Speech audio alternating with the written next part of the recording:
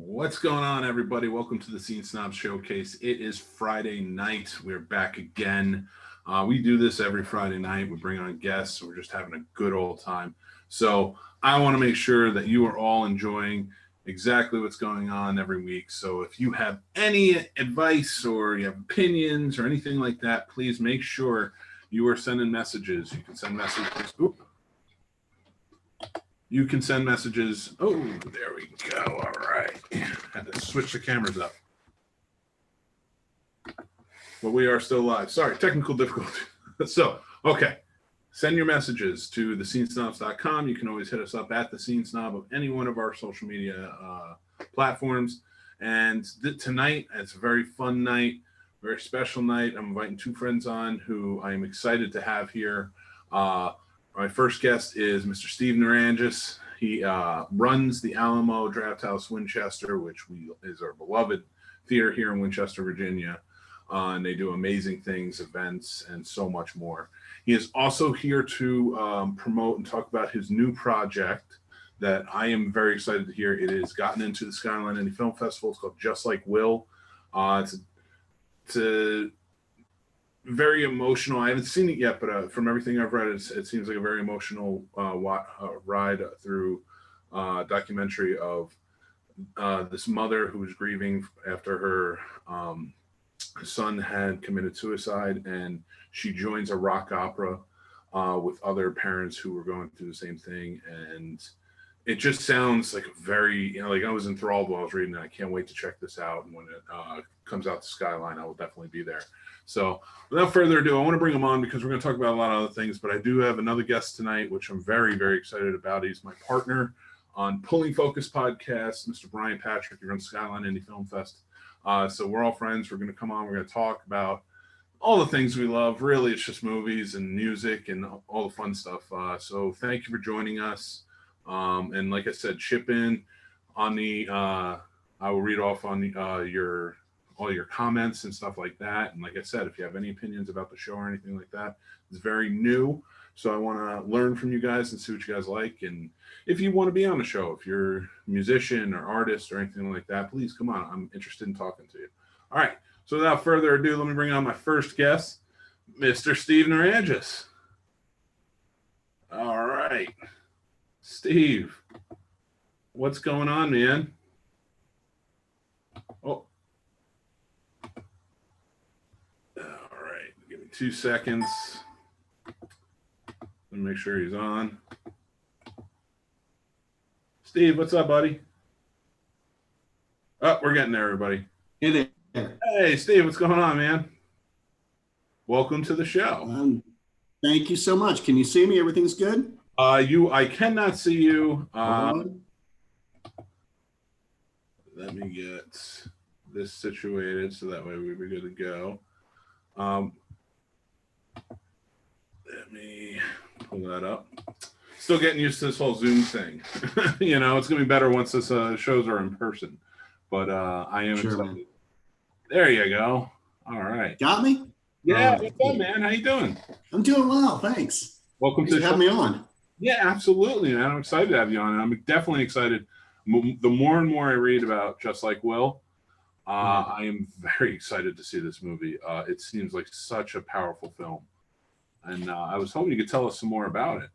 Sure, yeah, absolutely. You know, a friend of mine, Paul DeFranco, that is with the film studio at Shenandoah University, he helped me get into all this film stuff. So we were working on a show together for Roku where I would interview bands. And so spent some time doing that, and I met the band Kicks through that. And they were getting ready to record a new album and asked if we wanted to film it. So I ended up working with them for about a year on a documentary about their reforming of the band and putting out a new record. So I had gotten done with that, and Paul said that he knew a guy named Tom Schweitzer with A Place to Be, a music therapy group out of Middleburg, Virginia. And so he asked if I could meet with Tom to talk about a short that he was working on. And Tom told me about the idea, which for people that aren't familiar with the film, it's about high school student who unfortunately took his own life. And there was a show, a rock opera, that was written in response to that, because Tom Schweitzer from The Place to Be spoke at Will's funeral and saw how many kids were affected and thought that he needed to do something in response to keep other kids from having the same result if they had issues. So Tom talked to me about it and asked if I would want to be involved in any way. And so of course that's something that how would you say no to that? It's an important project and something that I felt I needed to be involved with. So I said that I would put together an initial edit, but then it ended up being, helping out with some of the filming, and a lot of talented filmmakers work. Andy from University, Will Sedaros, who's a neighbor of mine. Am I still on? Yeah, you're still on. You have broken. So had a few people that worked on it together. Yeah, okay. And Paul was there for some of the shoots and so forth. But we ended up working on that for about a year. There was a shorter version of the film that we did to some festivals. Got into about 15 festivals and got some awards there. But that was really, we were trying to do sort of a proof of concept to do a longer film. So just like Will is that film, which spends a lot of time with the cast of the show, as well as Tom. And the really special thing, amazing thing about it is that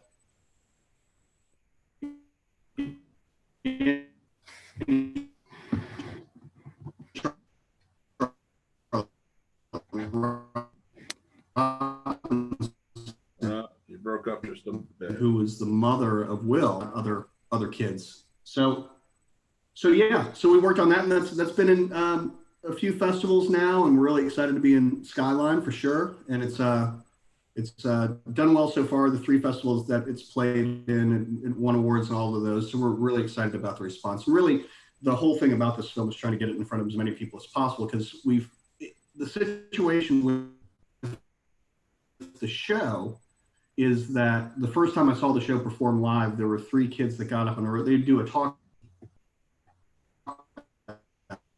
Mm-hmm.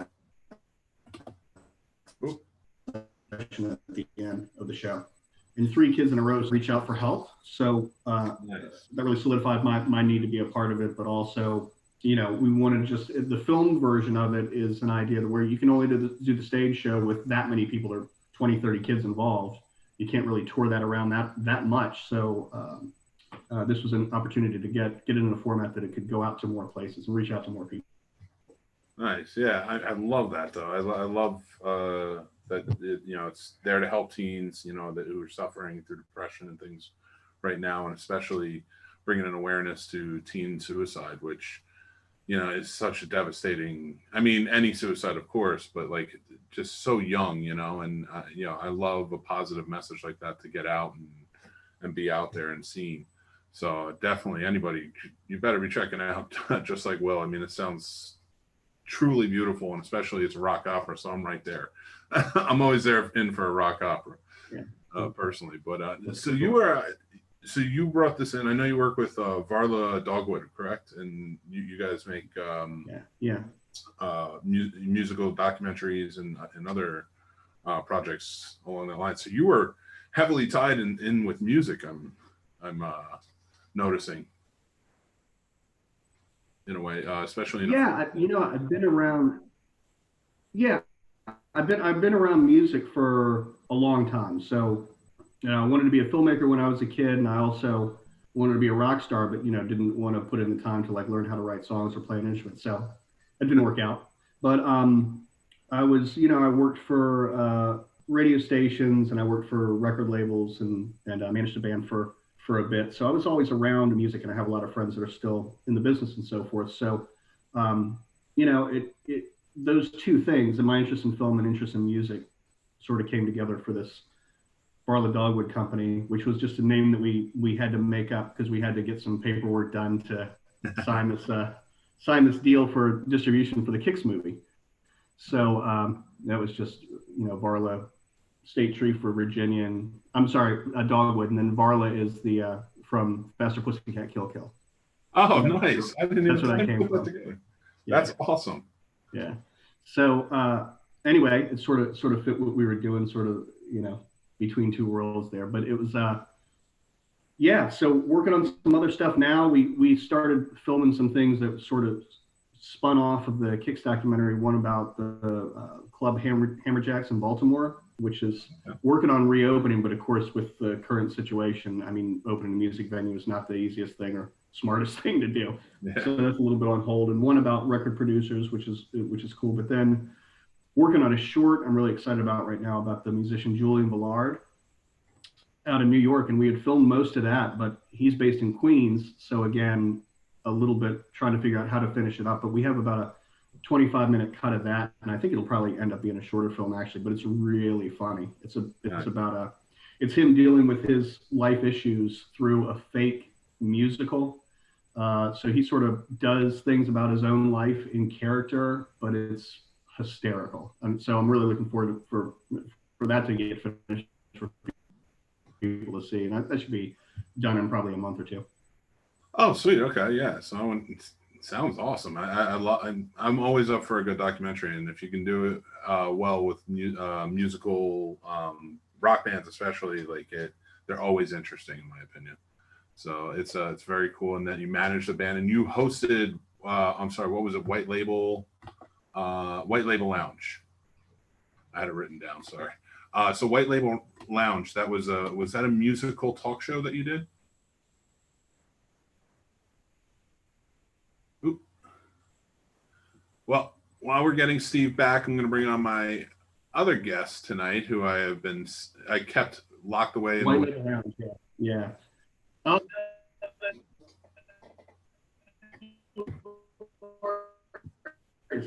we might have lost you, Steve. Hey, is this connection? Do you want me to switch computers, man? Because you are freezing a bit. Yeah, and that was on a Roku station. Oh, okay. Hey, what's going on, buddy? Welcome to the show. I'm hearing all kinds of stuff right now. We are waiting for Steve to come back on. Oh, there he is. There he is. All right. Steve was telling me about we were starting to talk about White Label Lounge, and I see you have your guitar in hand. So everybody waiting with beta. Believe me, you are going to play at some point tonight. Who, me? No way, man. That's a youth guitar I found when the contractor was here a couple hours ago. Well, now I need a band leader. Hey, Brian. Hopefully this isn't a preview of how streaming's gonna go, right? The festival. I can't hear a thing you're saying right now. Yeah, you are breaking up, sir. I don't know. You're completely froze now. If you can hear us, you're completely froze. Yeah. Let me send him a message.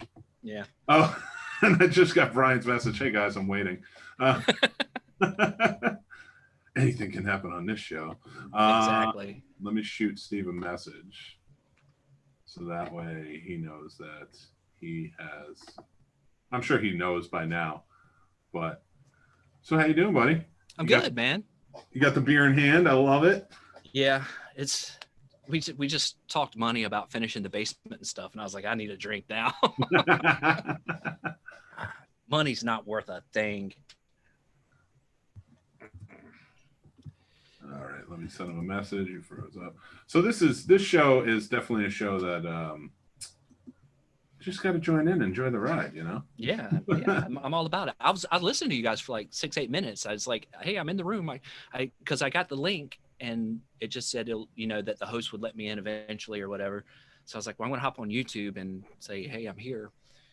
And then I was like, oh, I'll strum this 5-string guitar for a little while.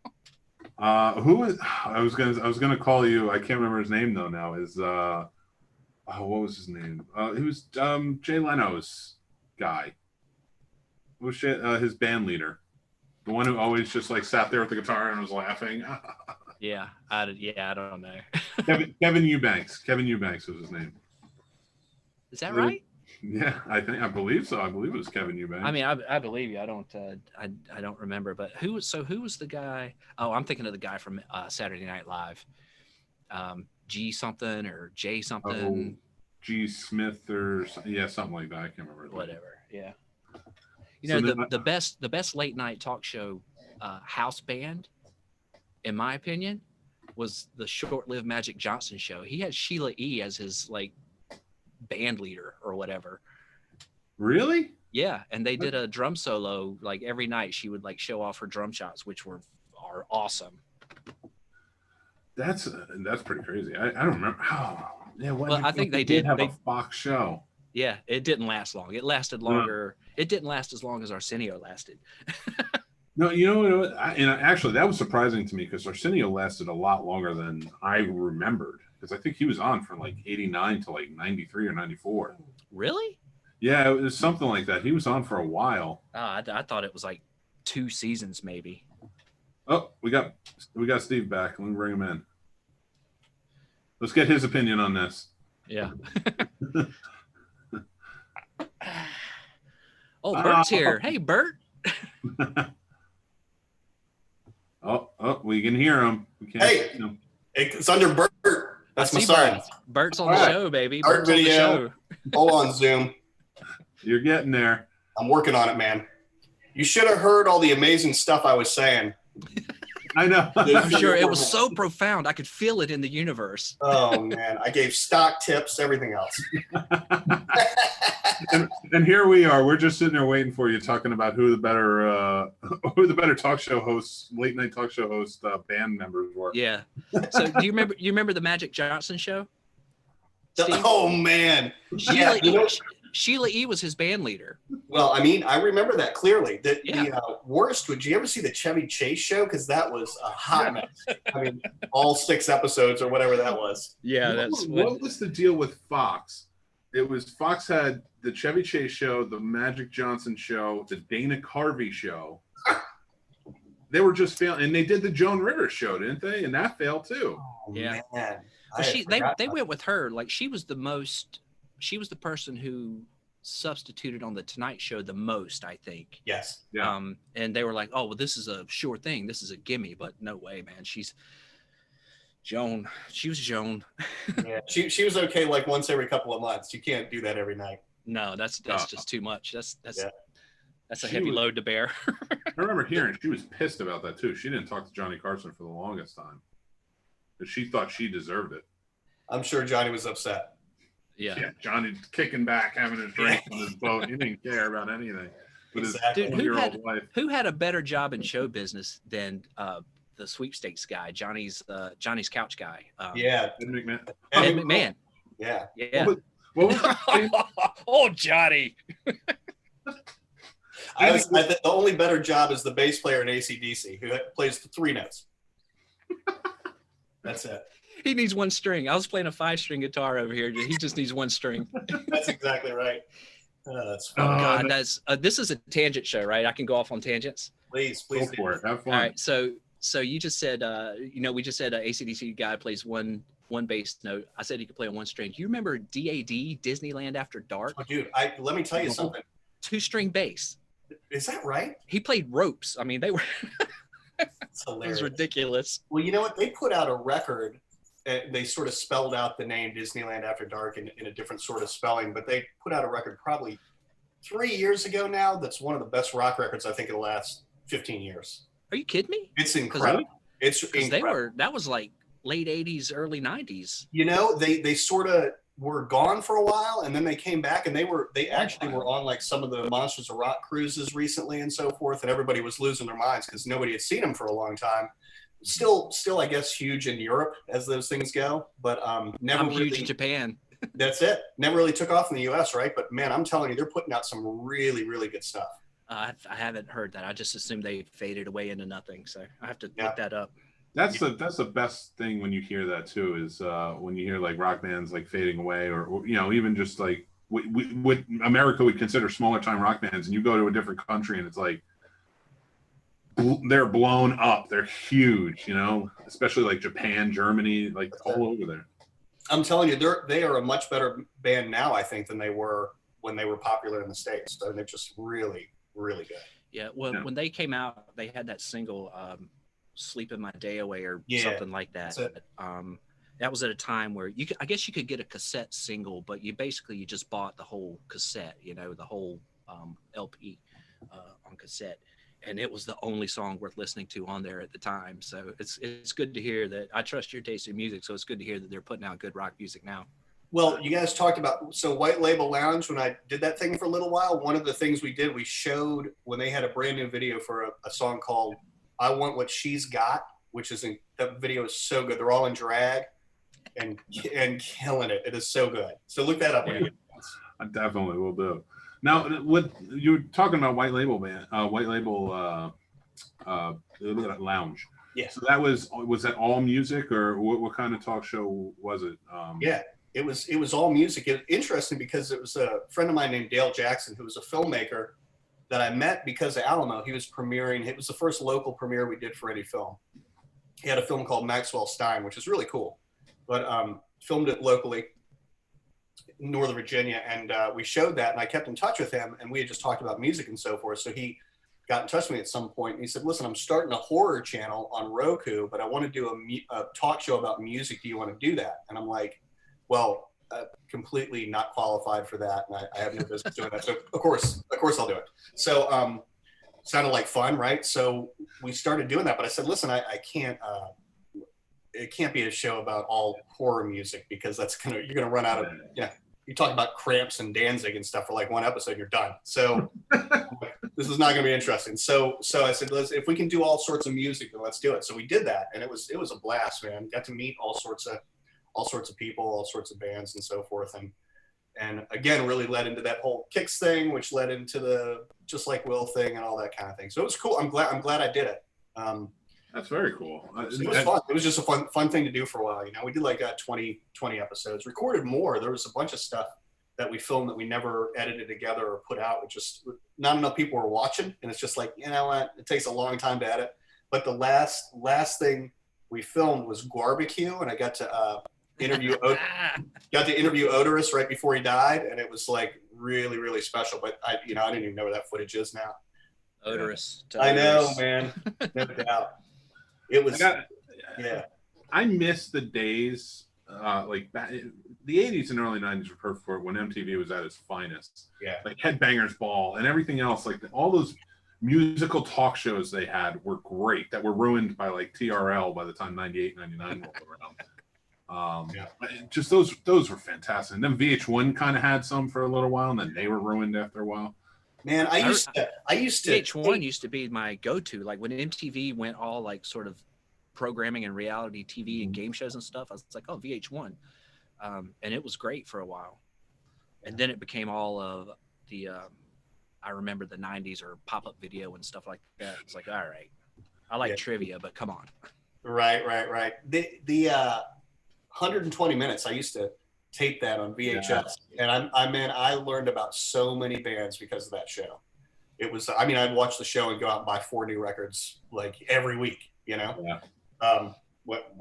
could afford new records. But the thing was that it was like that was just an eye-opening thing for me, and I really appreciate that show. And you miss those days when people could program interesting stuff and just whatever stuff that wasn't meant to be already popular, and find things out, Yeah, it definitely expanded everybody's like horizon, especially if you're staying up late on Friday nights, Saturday nights. So, and I think IFC was it that brought back Friday night flights or something. Oh, really? Yeah, they show episodes again. It's like only hour cuts of each episode, and they'll show it on like 11, 12 o'clock at night on like Fridays or Saturdays. Oh, so well, I go to bed before then now, so that doesn't really work. But they need to bring them back so when our kids are old enough, they can watch this stuff and learn. Yeah, it's 2020 and we're old now. That's it, man. That's the way it is. Do you remember pre-MTV? It was like Friday night videos from like 11 to 1. Used to tape those too, man. I remember. Yeah. I remember what I had with like I want a new drug on there, Oh, Don Henley, Boys of Summer, that little kid just on the cocktail drums, It was yeah. What's going on? This is awesome. What's a Deadhead sticker? I need a Deadhead sticker. What is that? Remember how music videos were an event? Like you were like Thursday, we're premiering Guns N' Roses, November Rain. And like, you're just like there. Like, okay, we're all going to be there on Thursday. No problem, MTV. Do you remember You remember the one Friday- summer where they played "Sweet Child of Mine" literally once an hour for the entire summer? Do you remember that? Yeah, That's the I same do. summer I remember on 120 Minutes. It's the same summer that I learned about the sugar cubes from 120 Minutes. I remember that still. That's where I discovered the sugar cubes, and I didn't like 120 Minutes. I didn't like prog rock or whatever it was called. I was like, this isn't rock and roll. What's Depeche Mode? This sucks, you know. So I tried to shun it, you know, but I was wrong. I was just wrong. 120 Minutes was good. Like I only got to watch like maybe like the first 40 minutes because my brother would always have it on in the room. Like we would be going to bed and he'd be like, "No, I'm watching music videos. That's the way this works." And then like you're just up watching them on, you know, late at night. Yeah. But man, do I miss those. Like that's how you got your appreciation of stuff. Like I think I was telling you, Brian, when we were talking about the Blind Melon documentary, I was like, the first time I saw that song, that music video, very fair. That was a touching documentary, man. Dude, that movie affected me hard. Oh, but the first time I heard that song was on Beavis and Butthead. Yeah, you did say that, yeah. And they didn't really ripping it apart, trash I'm it. sure. Well, no, they didn't really trash that. I mean, they did. They had some jokes. Don't get me wrong, but it is Beavis and Butthead. But they didn't really trash it because it was such a good song at the time. But you know, the first time I heard of Blind Melon, it was an MTV tour, right? And I saw it at Hammerjacks. I went to see it, and they were the first band on the bill. And I don't think the record had even come out yet, right? And they just tore it up. They were so good, like really hungry. And then it was live, Big Audio Dynamite and Public Image Limited. But the thing is, yeah, it was a great show. But the thing is that when Blind Melon played, the place hadn't filled in yet. It was very, very early, and they were just killing it. And then the next time I saw them, they were opening for Lenny Kravitz, and it was late in the game, and it was just like Shannon was just holding out the microphone for the lyrics, and it was just really sad, man. In a really short span of time, they went from like being really into it to being just jaded and done with it. You know, it was sad to see that quickly. Yeah, they're still a band. They still play. I haven't heard anything with any new, you know, lead vocals or whatever. But I mean, that was years ago. I didn't realize how long ago it was that he died. But yeah, they're still putting stuff out, I guess, and touring and stuff. How is that possible? Them and like Gin Blossoms, right? It's like, I guess you can still keep going, but I got some stories about Gin Blossoms, man. When I lived in Tempe, Gin Blossoms blew up when I was in Japan. And I left Japan, went to Yuma in the Marine Corps, got out. You were big in Japan. I was big in Japan. 6'2", baby. I'm huge in Japan. But Gin Blossoms had broken up, and the lead singer Robin and the guitarist had formed a new band called Pharaoh's 2000, and this was like 1999. Like everything was something 2000 or 2000 something. Yeah. And then they dropped to 2000, but they opened up a Virgin Music mega store in like one of the Mills malls, the Arizona Mills Mall. And I was like, oh, that's Gin Blossoms. Oh, cool. And then, you know, they played like a request. They got a letter. Remember letters? They got a letter from a sick kid and said, hey, Gin Blossoms, play me this song. So they played it. The kid wasn't there. I don't know why they did it. But then Pharaoh's 2000 fell apart, or Pharaoh's fell apart, and then they were the Gas Giants. And then they decided that was a bad name. Yeah. But I was seeing them in these, you know, small clubs like the Cajun House and like at the Gordon Biersch Brewery down on Mill Avenue and stuff like that. And seeing Robin, as big as they were and as pompous as he's got, and then to see him schlepping his own gear and people throwing cups at him and stuff, and I was like, dude, you kind of deserve that. Oh, that's funny. He kept to the grind for a while. Yeah. I'll tell you what though. I saw them because I was working Stone Pony years ago doing security, and one summer Sublime was there with Rome as their lead singer. Yeah, I gotta say he's not bad. I mean, he's no Brad. Don't get me wrong, but like, I mean, Brad's dead, so you know, if you need somebody to step in, he's a good replacement, and they're doing well with him. And he's pretty awesome dude. I got to talk to him after the show. Yeah, they're still a solid band with Rome, I think. Yeah. I like how they. That's cool, man. So the Stone Pony. Trying to think of. I saw the Kooks out there, which was really cool. But I saw the last show was a couple summers ago. I saw Clutch and Primus together. there, which is pretty awesome. Every time I talk to you, I hear a new band that I've never heard of. Who are the Kooks? The Kooks? I'm adding them to my playlist Start right now. Googling, baby. I am right now. Yeah, the Kooks are cool. Yeah, they were. That was such an awesome place to work because it was. I always got stuck outside though during the summer shows, and when you got stuck outside, you were in the heat. Nice. So my uncle worked, and he was also security, worked inside because he had been working there a lot longer than I have. Yeah. And he would just be texting me during the show and just be like, "Yep, Bruce Springsteen just walked past."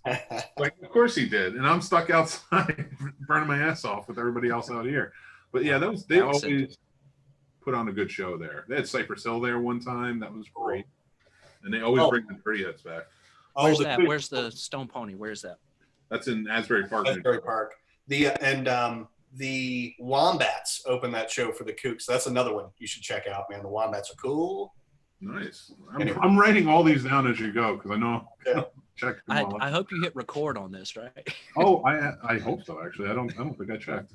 Oh boy. The first 20 minutes. 3, 2, 1, start over. Yep.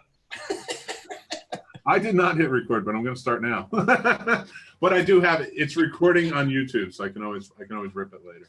But great for the sound bites. But no, I got to tell you, I would love to see see shows like that come back. Have you ever had any more interest in maybe doing something else like that?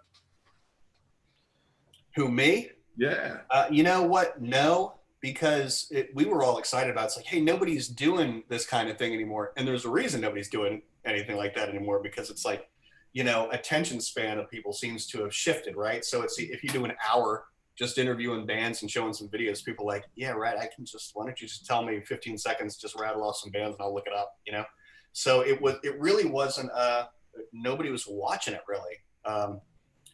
You'd have the thing that was telling about it was that we would interview bands that, like Kicks, it sold a lot of records, right? I mean, so they were on there. I mean, interviewed the bass player from Styx, and we were all excited. It's like, oh, so many people are going to watch this. No, man. When we did a show with a band called Kung Fu Dykes, that was the #1 show because they were called the Kung Fu Dykes. So everybody Kung just Fu like, Dykes, baby. Because they're on this they're on this horror channel with all this public domain stuff, and people are just looking for some, topless. So they're like, oh, Dykes, great, let's watch that. Band nobody's heard of that played the Alamo with 15 people there. Hey, I was one of them too, and I brought 2 people with me. Well, and Kibzilla for life. Yeah, man. Did you get to see Guar when she was with them? Did you ever get to see him when she was in the band? I did not. No. That would have been fun. She was too young and fiery for them. They had to kick her out of there. She's like, "Hey, it's Guar. We're gonna party," and they're like, "Hey, we're old dudes now, man. We can't. No more partying for us." Imagine being the member who's too wild for Guar. I don't care how old you are, but like you just have to live up to your name, and she was too wild for them. That's it, man. Yeah, I think it's the 35-year age difference. Well, it's like Steven Adler. How do you do so many drugs you get kicked out of Guns N' Roses? I mean, really. Exactly. I was at that. It was 2002, I think. I was at that Philadelphia concert where the riot broke out because Axl didn't show up. It was chaos.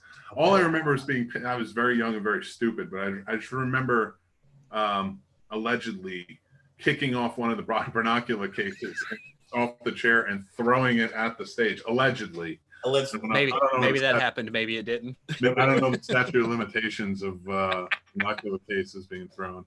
But man, there were people like storming out with huge bags of popcorn, lighting things on fire in the corner. I was just like, this is nuts. Is that the Metallica GNR tour combo tour? No, that was they were who was it? CKY was maybe.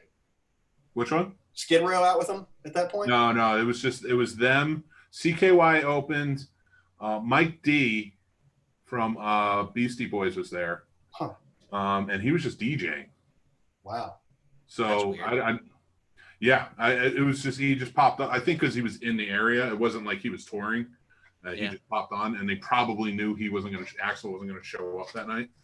So when he didn't show up, it went wild. On the bright side, you didn't have to hear November Rain in its entirety, which I still think I have never done. I can't make it through. It's so long. Unnecessarily. Imagine playing that on 120 Yes. minutes. Give me back my 25 minutes. Oh my God. It's like, it's Yeah, like all the other artists would rebel and be like, Guns N' Roses, really? yeah. It's like you see Grateful Dead, they do that drums and spacing. It's like, what are you guys doing, man? Play the hits, you know. But Guns N' Roses, I could just show up. They could just play Mr. Brownstone. I'd be like, I'm good. Drop the mic. I'm ready to go home. Night Train. I like Night Train. Night Train's so good. You play Night Train. I'm in. Let's do this. Tear shit up. Civil War. I love Civil War. Oh man, I used to do that. They were getting pretty theatrical at that point. So yeah, it was getting a little bit bloated. But that was a game I used to play in bars. I'd say, "What's your favorite Guns N' Roses song?" And it didn't matter what people would say. I'd be like, "No, Mr. Brownstone. You were incorrect. The answer was Mr. Brownstone." yeah. Although I would accept Night Train. That'll be just fine. Yeah. That record, that was like 86. It was a big hit. My summer at Myrtle Beach or whatever. I was 12 or 13, and it just holds special memories because of the time in my life of that. Yeah. Because everybody liked that record. Of course. Like the preps, the hoods, the skaters, the punker. Well, maybe not the punkers, not the real punks anyway. But right. It brought us all together. But I'll tell you what, people that were into hardcore and stuff at the time, I guarantee they've all come around to that record now. You know, it's one of those things that even if you weren't, just for the fact that they were playing Sweet Child of Mine every day, all day, every day on MTV, and you're just like, I'm not going to like it because it's commercial. People now have circled back. It's like, that was a pretty music. raw record, man. It's music, baby. Yeah, that was good. I remember Sweet Child of Mine, and I was just talking about this on one of the podcasts. There was a movie called Bad Dreams, mm-hmm.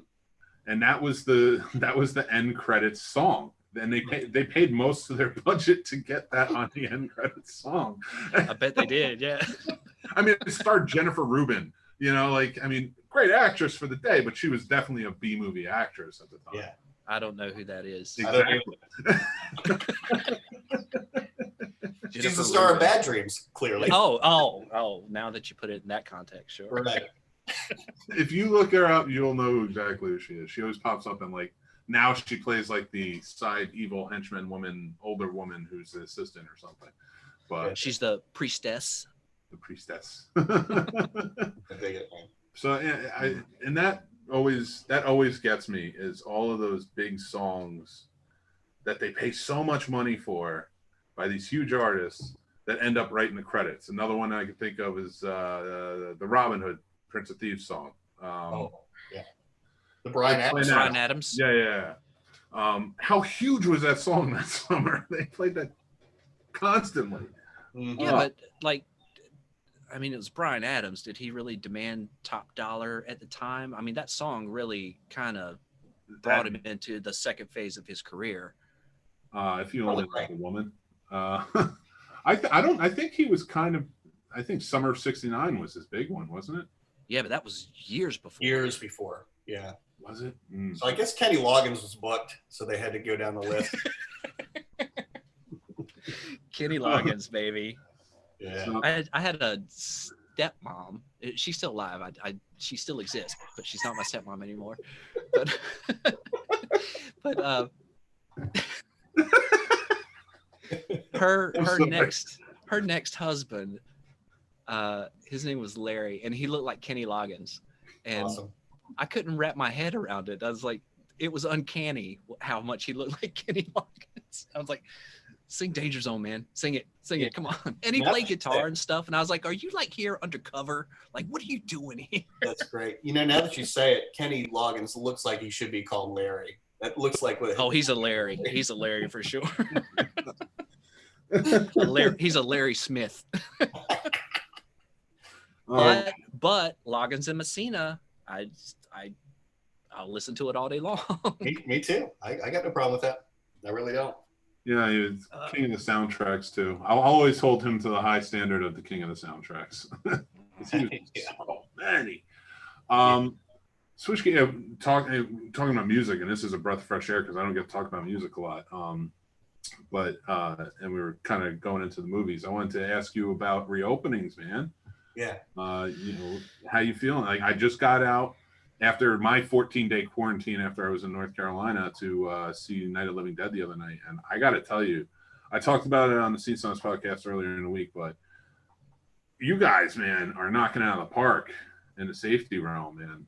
Thanks, man. Alamo really spent a lot of time on a corporate level dealing with those safety procedures and trying things out and just sort of figuring out what's going to work. And we're the first ones that have reopened. We're still the first ones. We're still the only location that's open. So a lot of these things were great in theory, and we're trying them out in person to see how they're going to work. So everybody, it's been really good feedback. Everybody feels safe. That comes in the door. The tricky part is that a lot of people just are scared to leave their houses. A lot of the kinds of movies, like for instance, Mamma Mia is sort of something for an older crowd. We had it 2 showtimes today, shut them both down. Like, sold not 1 ticket. And we found out pretty early that movies for families, for younger kids, those aren't selling at all. So it's really, Goonies sold well today. We had like Iron Man, the original Iron Man was selling well. We got surprisingly, there's some new movies that are floating around, mostly in the horror realm, but IFC Midnight is putting stuff out. They got some titles, and so we've shown some new things, which has been nice. But we hear from a lot of people 1 of 2 things. A lot of the older people that come to the theater are like, I just can't, I'm not ready to come out yet. I'm just, regardless of what you do, I'm not going to be there. And then we talk to some people who feel perfectly safe and just aren't interested in rep titles. They're just like, I'll come when Tenet's there, or I'll come when Mulan comes out. So It's sort of a waiting game, but in a way it's been positive because it's soft opening. So you really figure out how to run labor correctly and what kind of movies are going to work and all that stuff, and while we're ramping back up. But it's difficult because the sales don't warrant bringing back the majority of the staff yet. So it's a really difficult situation for the staff in particular. I feel for them because while we're trying to figure it out, it's like, well, we don't know when we need people back, so it's a difficult thing. And that's across all businesses right now. It's just, it's a tough time for everybody, but I appreciate you saying that. Yeah, no. And anybody who's listening, definitely, I can tell you, I'm going back. There's plenty of movies coming out. I mean, I love when the classics are shown. Yeah. And you guys have a lot of classics coming back, so I can't wait to check them out. But I sat in that seat and I felt safe. Cool. We were socially distanced. The wait staff was fantastic, covered up everything. Everything seemed served safely. Yeah. So I've been very weary about going out. It's just a crazy time. But I wanted to support you guys and be a part of it and check it out. And so there's a lot of restaurants I won't go to right now. I hear you. I'll do takeout and stuff like that, but I will definitely say going, and to extend this to you too, Brian, I've been in the bookstore and same thing. Like, you guys thanks, man. Precautions and stuff like that. And that's awesome. What's been refreshing for me, because I was really worried in Winchester from having been in town before we opened and seeing how few people were wearing masks before we opened. I was like, I don't know how this is going to go when we're requiring masks. And I was just picturing one of those things you see on, you see these clips of people going nuts at the front door and beating up staff members. So I was really concerned about it, but it's been, again, maybe it's something that we've been so vocal about the fact that we're requiring masks that people that think that that's nonsense are just not showing up. Maybe that's it. But so far it's been 100% no problem. I mean, no problem for anybody. How about the bookstore? You see the same thing? Most of our customers are wearing their face masks, and we have some signage up that says, please put on your mask and stay socially distant. That sort of standard signage that's available now. We have had a couple of people say, call it the Chinese flu and that it's bogus and stuff like that, but they're not our customers. Right. Truly, right. They're walking through Old Town and they say, oh, a bookstore, and then they see what's on the shelves and stuff, and it's not a political slanted store one way or the other. Mm-hmm. But if you know us, we are, and it shines through a bit, so we'll get you any book you want. We don't censor anything, and we carry everything. If it's for sale, we'll carry it. If it would sell in our area. But some people see like the satire books of Trump, and they go, "Oh, you're a liberal store," and that's not really the case, But that's a funny book by John Lithgow, and it sells, so we're going to have it on our shelves. Mhm. And so people point out it's easy to pick apart. If you want to find an issue, there's an issue to be found. Sure. But they leave a nasty Yelp review or something, but our customers know different. Yeah, well, I mean, Yelp is clearly run by Satan. So Yelp is the worst Everybody thing knows that by in now. the world. In the worst, Yes, it's just the worst. it's a place to yell and scream and not be held accountable. Right. Yeah. You notice I a hate lot of people that use that to dump all over businesses will never go on there when they get service that they like, right? Oh no. Oh yeah. And that was always a big thing for me. I know in fairness, I should do it for both of you guys, and I just haven't, but like I will never leave a bad review on Yelp, because you can always have a bad experience at a business, Right? and then go back and have a great experience at a business. So it's kind of like that thing. Don't freak out when you had a bad experience, because you're probably not going to have one the next time. So why put your mark on there now? But I do like to put good reviews as well, mostly because it's like, if you have a good experience or a great experience, you need to make that stand out. Yeah, I like to concentrate on that. If I have a bad experience, I just don't go back, and that's sort of how my voice is heard that way. But my favorite is when people will give a review, and this has happened so many times for me, where they'll literally say, like, "This is my favorite place. I love it so much. I'm here every week. Everything's always awesome, but they were slow tonight. 1 star." Yeah. They've been 200 times, had perfect experience 200 times. That one time is when they're going to leave a review and leave it there for years. 1 star, I'm like, well, what are you going to do? What are you going to It do? never goes away. It's always there. It's there. You can't do anything about it. And they sign up that night for Yelp or something, Google reviews, to be able to do it. And it's just like, really? You went to that much trouble? Like, come on. We have 2 parking spots in the back of the store, so you have to go past our store, past the walking mall, take a left, come down a midway cross street, turn left on an alley, and then turn right into our parking spots. And there's only 2, and people will go, "Oh, there's no parking." I was like, "There's no parking in any other store here except for employees, Right. and we have 2 spots. And when you came by, they were full. Sorry." And you could throw a baseball from your store to the parking garage that I think is free, isn't it? It would bounce back at you. $1 for 24 hours or something. I mean, come on. Yeah, it's pretty affordable. Yeah. Well, I remember at the first couple of years the Alamo was open, the biggest complaint was the parking. And you're like, it's to code. I can't put more spots out there. I know. Unbelievable. We have some new parking. The new hotel's going in, so we have a new sort of parking field. So that's really died off. But yeah, when we built the additional parking next to the Green Turtle on that side, those complaints stopped. But yeah, that was the #1 complaint for years, was the parking. I'm like, I don't know what to tell you. Like you said, it's built to code and plus some, and it's like, also I'm like, it's cross easement parking. So when it's packed right by the theater, and then Aldi's got 200 spots, you're allowed to park there. But what are you going to do? Oh, I'm not walking. I drove all the way here. Why do you want me to walk? What in the world? You have a golf cart to get me to the front door? Nothing. Hey, there might be something to that. I would pedicabs, baby. I'm looking for an excuse to buy pedicabs. Amazing complaints. Little rickshaw across the parking lot. One time I worked in retail, and it was an electronics appliance store. You might know it, Steve. I don't know if you'll know it, Brian. It's up in New York area. It's PC Richard and Son. It's like their huge store. They have like 70 stores or something like that. And I worked for it. A customer came in, nice lady, young mom, and she was like, "Listen, I need this desk built. Can you build this desk and bring it to my house? But I can't afford to pay for installation and delivery." So I was like, "Sure, I'll do it." I had a truck at the time. I was like, you live like 3 blocks down or whatever. I'll bring it. So I put it together in the back of the warehouse, put it in my truck, brought it to her house, brought it in for her by myself, put her exactly where she wanted, all the way downstairs in her basement. Of course. And she didn't, there was like a scratch on it or something, but it wasn't even for me. It was just there. Like, I didn't do that. I guess it was just on there and I didn't notice. Bad Yelp review for that store. It's just like, They just didn't help, and they damaged when they brought in. I'm like, this is why Are you we. kidding me? Yeah. So the lesson here for anybody that's watching is you don't listen to Yelp. Yeah.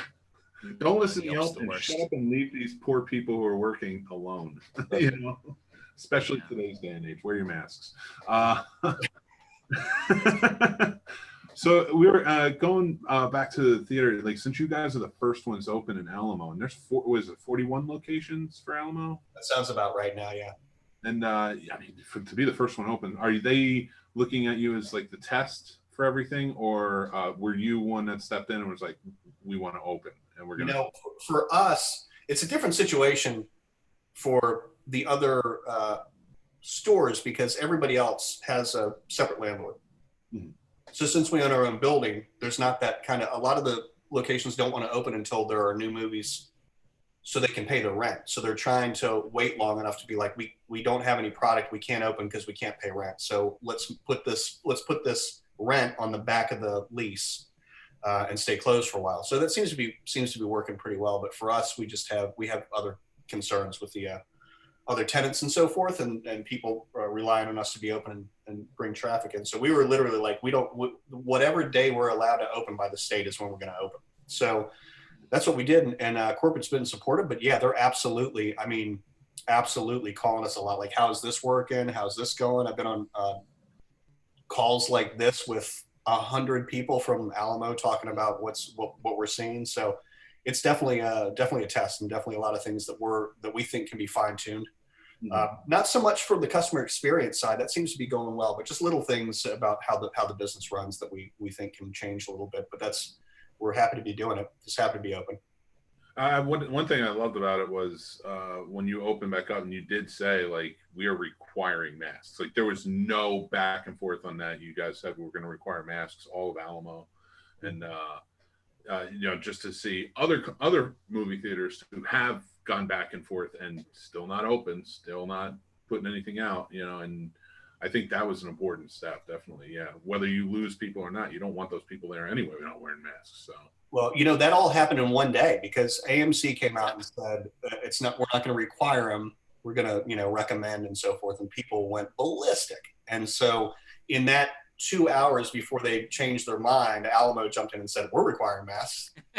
So took advantage of that press. Yeah, definitely. But it's one of those things where it was the right thing to do.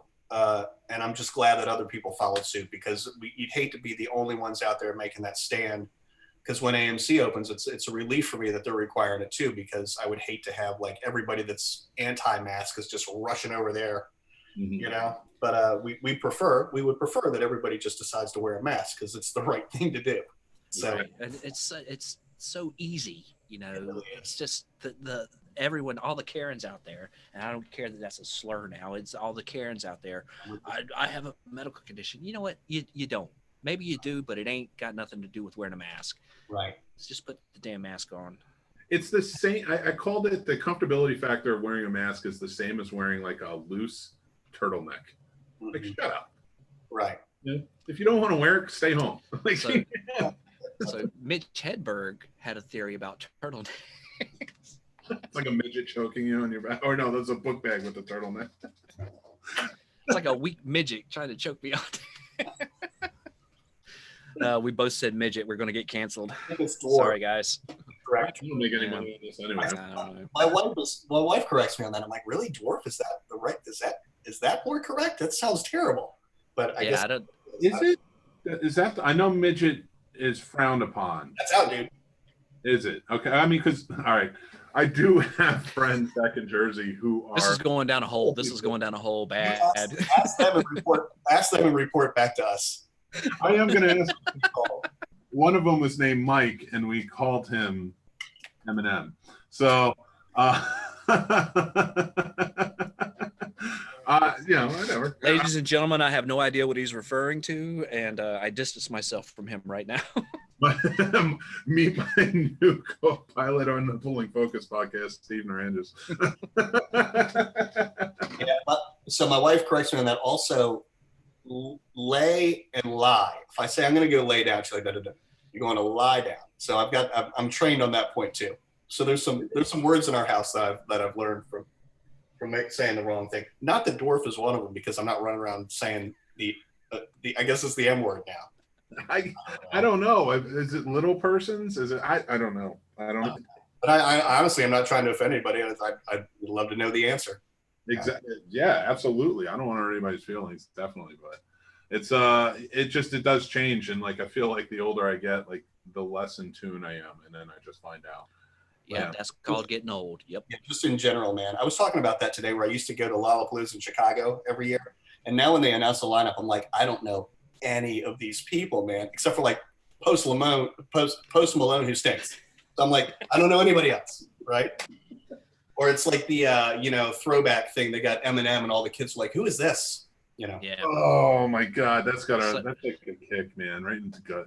Yeah. My daughter said last year or the year before, she's like, hey, we want to go to this music festival. Will you take us? Like, will I be the adult that drives them there or whatever? Like, sure, I guess. I don't know. My music festival days are sort of behind me now, whatever. And she's like, it's Horde Fest. And I was like, I'm not going. You can't do it.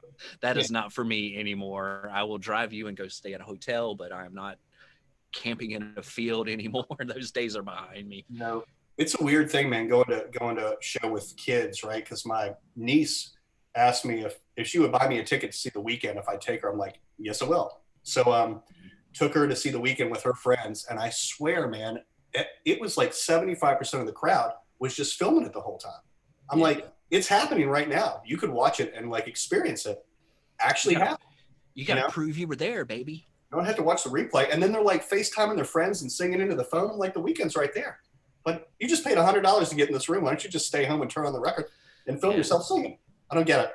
I had a unique situation the past 7 years where I could get into a box at whatever it's called in DC now. What's that? Jiffy Lube? No, you're talking about downtown. Verizon Center? Yeah, the Verizon Center or whatever. So we've gone to see some shows there and stuff like that. And you're far enough away where you don't feel like you're not compelled to dance or jump around or anything, but you're also sort of twiddling your thumbs a little bit. It's like, it's not a happy medium. So that's why I like to go to 930 Club like 2-3 times a year, just like go nuts a little bit. I think I've gotten to a point where like my wife is always like, well, we should go to this. And I'm like, no. I've spent too much time at different Ozfests and different Warped Tours and things. I was like, I'm good. If it's not the Foo Fighters, I think the Foo Fighters is probably the only band I'd still go see live. And if I had a front row ticket to the Stones, I'm in. I don't care how old they are. Like fifth row won't do it for you? Nah, it's got to be front row, man. It's got to be luxury. Total 1-star Yelp. The Scene Snobs in the front Stones row. Blow. She get a press pass. It's like, but I have a press pass. Yeah. It's just my name in a lanyard. Hey, that'll get you a long way, dude. And another thing, if you're at a festival or a conference or something like that, and you want some access, just put a walkie-talkie on your hip. A walkie-talkie will get you anywhere, man. Yeah, that dude's official. You ever go out to Hollywood, this will work. Get on a studio tour, leave the studio tour, roll up some papers, and just walk around like you know where you're going. Yeah. It will get you. I'm storming.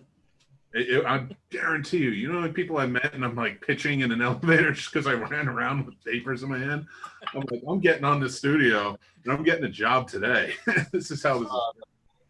So we did a podcast earlier today, Steve, with a guy who's made movies, but his house, the view from his house is the view from Back to the Future behind the clock tower. That's his view. Oh. He was telling us about that. That's mountain. Who was it? His name's Gavin Michael Booth, and he's done a couple of things with Bloomhouse. What was it, Mick? He did one called Periscope or something. No, he did for Periscope, the social media. He did a movie called 15, which was a live horror movie. Oh, cool. That they broadcast back in 2015. He did another one called The Scare House. I want to check that out. That I was reading up on it. It looked pretty good. And we watched his Skyline movie from this year. You're welcome for that, Brian. I got your confirmation. He did The Last Call, which we watched last night. Yeah. He did a really cool split screen It's a conversation on over the phone between two people, and you watch them the entire movie through split screen. But it's a one shot that they on two different people that they shot simultaneously in different parts of town. Cool. And then they show, the conversation. I thought it was really cool. It started out with the guy was on top and the one was on bottom, and she's like a night janitor, and he's at a bar drinking too much. And then when he makes the phone call, the split screen sort of does like a Star Wars white transition, and then they're side by side, and then the blocking all changes and stuff like that. It was really cool. It was really cool. You're gonna have to, when you do this edit, you're gonna have to do the split screen now, right? With the three of us talking. We can do like Brady Bunch, like I'll look off to the side. You can edit that later. Yeah, I really liked, and talking to him today, he actually gave a really good pitch for. I liked his pitch for Nightmare on Elm Street, the new Nightmare. Yeah, I liked it. Yeah, I was like, it was funny. It's like a lot of the stuff that we've all done in quarantine or whatever. He's like, I watched all the Nightmare on Elm Streets, but he was doing it because he was pitching a new concept for another movie, or trying to pull one together. I was like, yep, I just watched all those. And he's like, I think, Mick, you said you watched all Back to the Future. I was like, yep, I did all that too. Yeah, Brian's just going down his list like, yep. And now they're all at the Alamo. So we can go on the big screen. I was sad I missed because I saw you were playing Back to the Future, and that's one of those movies. It's like, if it's playing, I'm going to go see it. And I didn't get a chance to go see it. I had something to do with my son, but I was like, I wish I could take him. He's just 3. He's at that cusp where it's like, when you're 4, maybe. When you're 4, you're ready to sit in the theater. Yeah. But he loves the theater experience because we've taken him to the PBS Kids a bunch of times, and he's just in for it. We're doing, you want to relive your childhood a little bit. Well, we're doing Labyrinth this week, but next week we're doing the original Karate Kid, which is going to be fun. I haven't seen that on the big screen in forever. It'll be fun. Awesome. That's awesome. Before the Cobra Kai TV show came out, I was at a convention years ago. And I was working for another podcast at the time, and William Zabka was there. And this is before he blew up again with the show. So he's just kind of like, whatever. Everybody was like, you're the bad guy from the 80s and the Karate Kid. Not even know his name. And I'm sitting there and I'm having a cigarette, and he lights up a cigarette, and I'm just like, you got the shaft in that movie. You were the good guy. He was the good guy. He's like, that's what I've been saying. And then he let me interview him. He was like, right in front of Ralph Macchio. He's like, don't let him hear you say that. One of the nicest human beings I think I've ever met. So I was like happy to see him do well. That's awesome. Everybody go see the Karate Kid. Yeah. So are the rep movies working out for you guys? Some programming wise? It's hit or miss. I mean, some of them are doing pretty well, but it's Empire Strikes Back clearly did well because that hasn't been on screen in so long, right? But then some of the ones that had done well for us each time we bring them back had not been. The first 2 days we did Greatest Showman, which every time we put that on screen up until this point was just sold out. And but it was the first 2 days we were open. I think a lot of people didn't know we were there. We are going to bring it back next week. There's a cool story about that. There's a couple that had seen the movie 79 times before it started with us, and like 50 of them at the Alamo in Winchester. I love that movie. That's too many times. Dude, yeah, I think. I'll tell that to my wife. Hamilton that many times this week. Yeah, I mean, so they were going to see each screening that they could while we had it, and they got up to 86 times. And Andy Geierson sent out a tweet that had a picture of them outside of one of the screens, and it said, "Hey, they're seeing their Greatest Showman for the 86th time." And within 2 minutes, Hugh Jackman tweeted back and was like, "Hey, great support for the movies. That's awesome. So we're going to reach out and try to get him to do an intro. If they can get to 100, we'll see if we can get him to do one to surprise them when they're in the screen and mention them. Oh, that'd be awesome. Cool. Oh, that'd blow their minds. Yeah.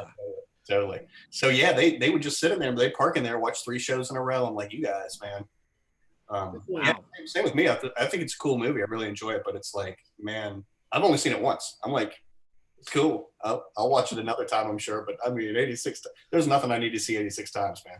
No, that's a lot. I have seen it. I got it for Christmas the year that the disc was available too. I've seen it probably a dozen times, but it's also something I can put in and work. I've been rewatching Game of Thrones because Roku's losing HBO Go and HBO Now. So I'm rewatching that, but it's just on while I'm working and doing stuff, and then I'll sit down. I'll like, oh, here comes a good part. I'll go watch that. But my 86 movie times, like boy, whew, that's a lot. my movie is Xanadu. I can put on in the background. Whole house full of ELO and Olivia Newton-John. You kidding me? It's fantastic. I want to rehash this question. Xanadu, man, you got to put it on. I love me some Xanadu. I'm not gonna look. I'm too old to play around with like trying to be cool about stuff, man. I love Xanadu. I don't care. When I used to try to be cool about stuff all the time. I remember when I went to buy Michael Jackson Thriller. I wanted to go buy the CD when I was in my late 20s. So record was old and stuff. But I'm like, dude, I'm gonna look like a clown buying this, right? So I bought the Slipknot record the same day, so I could be like, show them some balance, right? Now I don't care anymore. I'm like, whatever. Where's off the wall on vinyl? Yeah. Oh, my days of giving a shit are way behind me. Yeah. Like, I'm wearing Dusty Rose shorts right now and a gray shirt. I don't care. Oh, yeah. As soon as they bring James back, man, I'm all over it. Jams, jams, and deck shoes with no socks. Yes, bring it. Yes. The night I went to Night of the Living Dead, I think I tweeted out. I was just like, I'm looking sexy in my cargo shorts, and nobody can tell me differently because I have pockets for everything. And I don't care. I hear constantly cargo shorts are the worst way to go, and I'm like, I'll wear them all day long, man. Until the governor of Virginia says you can't wear them in public places, we're totally on board. Dusty Rose, baby, Dusty Rose. And I wear them anytime they're clean because they're the shorts I have that fit. Yeah, I know what you're saying.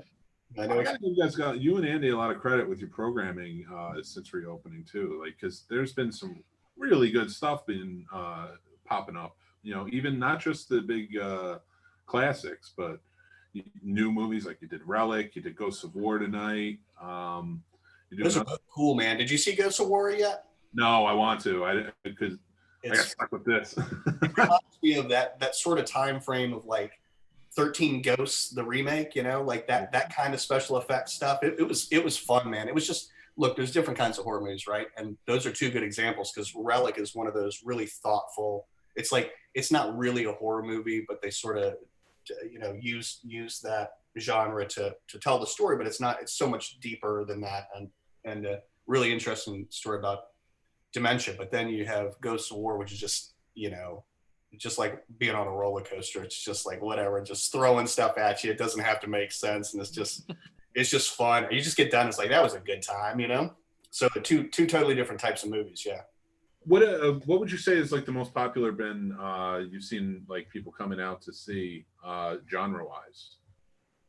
Relic did really, really well. But the thing is, man, look, with Psycho Cinema, I love Psycho Cinema. I'm sure some of the people are going to watch this too. It's Psycho Cinema has a very specific kind of movie, right? When you get into those things like The Witch, right?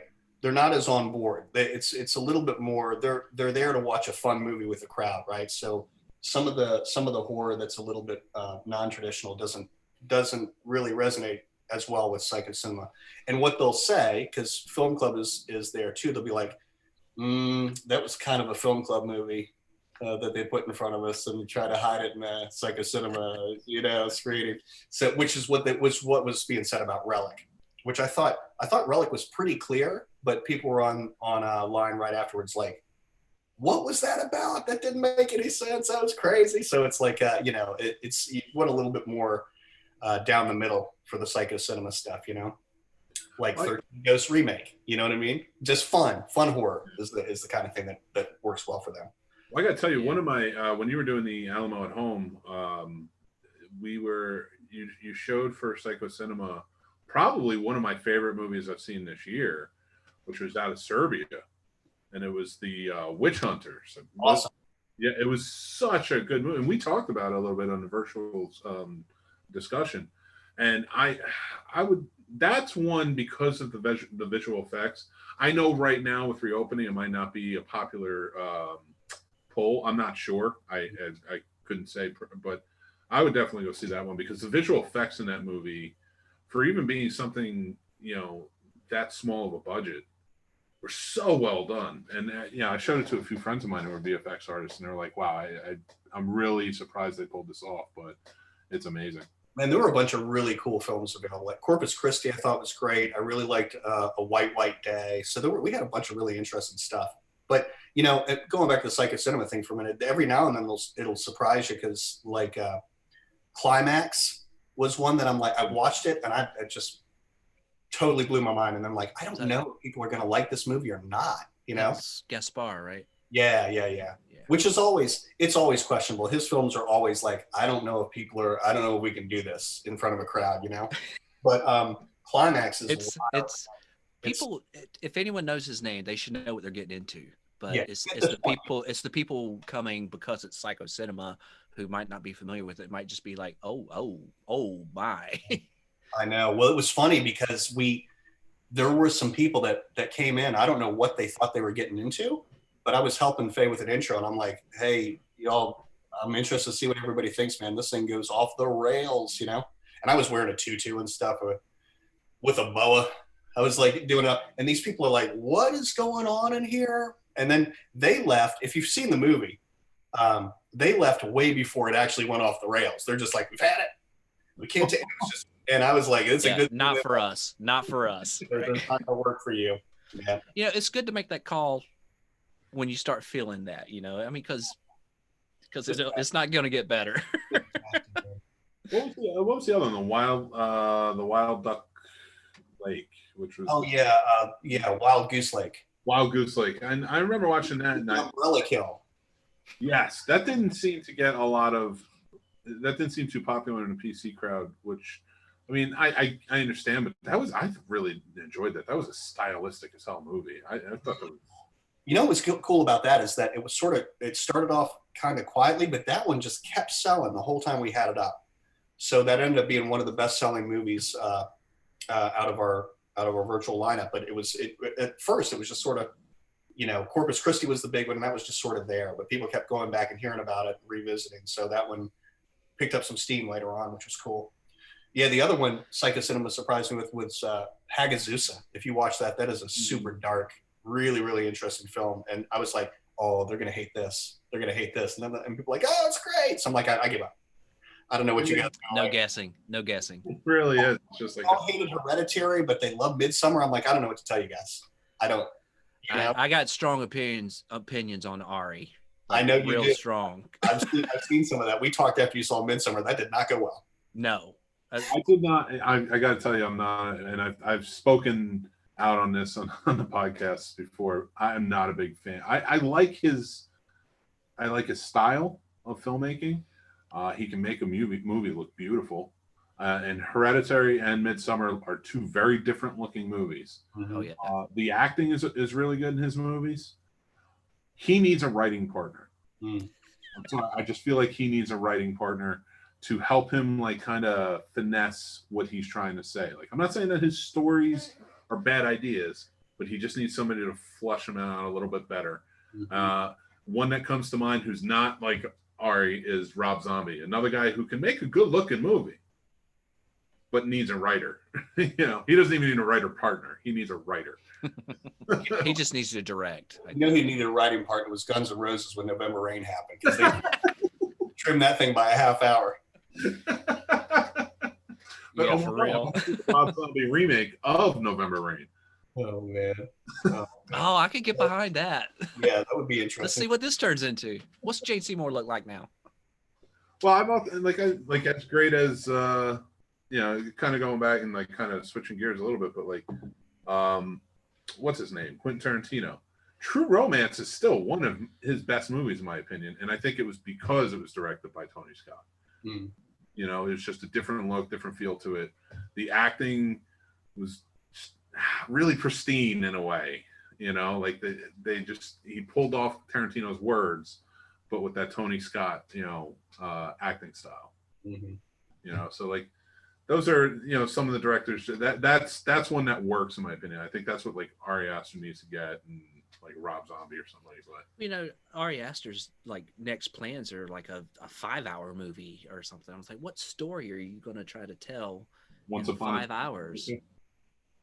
Yeah, I didn't see that either. I'm over Tarantino. No, that was. Oh no, I like that one. Once Upon a Time in Hollywood was good. I haven't seen it. I haven't like seen it. that was fun. I wrote that off as like, if I want to see a director, if I want to see somebody masturbate for 2 hours, I'll just watch you porn. You know. Are you? I'm sure it's great. Everyone said it was great, but I did sort of unceremoniously just write it off and like, I'm not going to watch this movie, and I'm stubborn, so I'm not going to watch it. That's the way I am about Lars von Trier. I'm like, I've cashed it in, dude. I can't spend one more minute watching his garbage. No, I tried. That's enough Shia LaBeouf. I'm done. Oh my god, that was the Nymphomaniac movie. Yeah, Volume 1 and Volume 2. Like, come on. I was like, come on, man. I was like, what are you doing? Well, the problem is with him, I think, is that he has to put every one of his thoughts into dialogue. It's like, can we just leave some of this to interpretation, man? Does it all have to just Right. put this over the head like a This is a visual media. Your actors can act that out. Oh my God, just shut the flip up. I know. Terrible. Did he do? Nobody cares if you curse. Yeah, well, Yeah. Yeah, and we're past. Never mind. But didn't he do Jack is Bad or something like that with Matt Dillon? It was Jack. Bill. The house. That was Von Trier, right? Yeah, I didn't watch it because it was Von Trier. I'm like, I'm not. Yeah, I didn't see it either, and it's like, oh, Matt Dillon. I love Matt Dillon. Oh, Von Trier. Yeah, I'm not going to watch that. Those are directors and a lot of the actors that he's worked with, and it's just it doesn't stop him from making terrible movies. Those are the directors, in my opinion, that just it's like they make stuff just to get a rise out of people. Just be like, well, you'll still respect me as a filmmaker because this is my name. Yeah. I'm just like, nah, I'm good. Well, I mean, there's some things, and I hate to just write things off out of hand, but I got a thing today, a message, hey, I think you'd really love this or whatever, and it's a 7.5-hour black and white movie from Serbia, or in the Baltic language. I'm uninformed. I don't know what they speak there. I was like, I'm not watching this. This is not going to happen. No. Sorry. Thanks for thinking of me, whoever you are. Please play this at Skyline. It's the entire festival. This year's festival is this film. Yeah. Are you guys moving ahead with in-person Genre Blast? Yeah. So they're going to come in there. It's going to be limited ticket sales and so forth, but we're doing all the social distancing and so forth. But it's going to happen.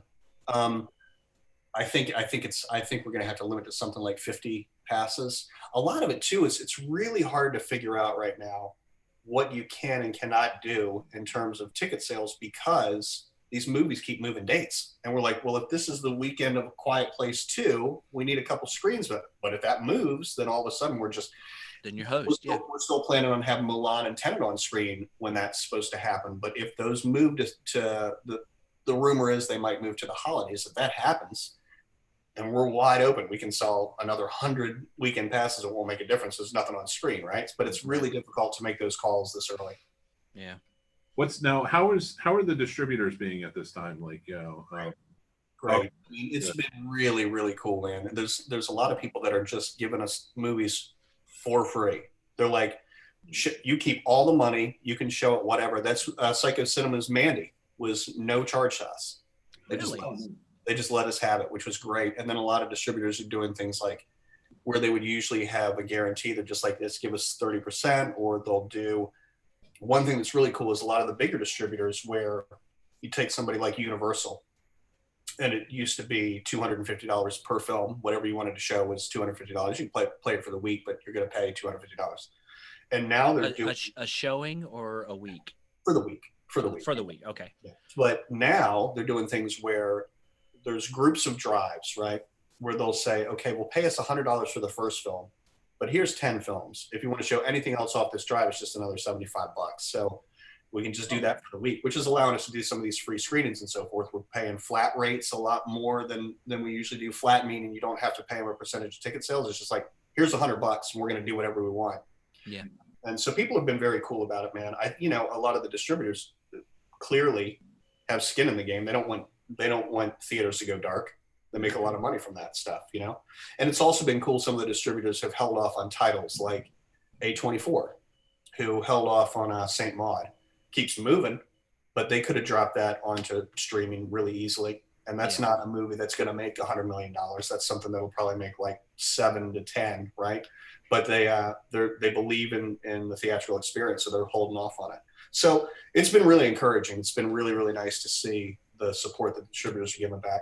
And you know, everybody needs money too, right? So I think they understand, like, well, if I ask for $250, I'm probably not going to get that many. But if I send a drive with all these movies and only $75, I might make $500 instead of $250, right? It's like the long game for them is just. No, that's smart. I think it's really smart.